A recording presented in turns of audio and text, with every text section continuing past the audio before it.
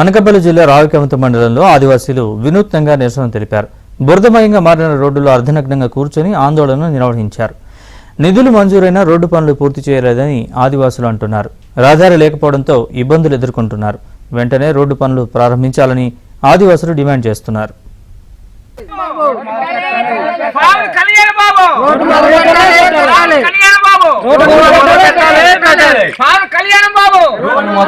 పాతకొట్నాబెల్లి నుంచి అటు అజ్జాపురం నుండి గదపాలెం చిన్నపాసికి సంబంధించి 12 కిలోమీటర్ల దూరానికి 6,98,00,000 ఇన్ఫాక్ట్ నిధుల నుంచి ప్రభుత్వం నిధులు మంజూరు చేసింది 2023లో.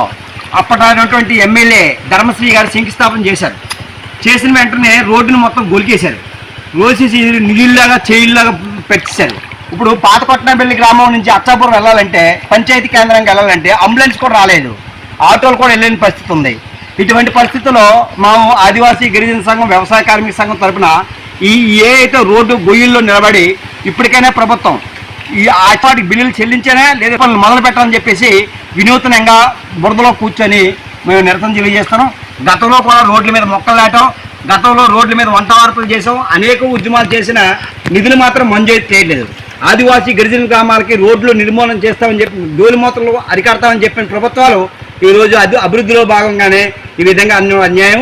వెంటనే 6,68,00,000 రూపాయలు మంజూరు చేసిన రోడ్ల పనులు వెంటనే మొదలు పెట్టాలని, ఇప్పటికైనా సరే ప్రభుత్వం వెంటనే గుర్తించాలని కలెక్టర్ గారు ఈ గ్రామాలు కూడా సందర్శించాలా. తక్షణమే రోడ్డు వెంటనే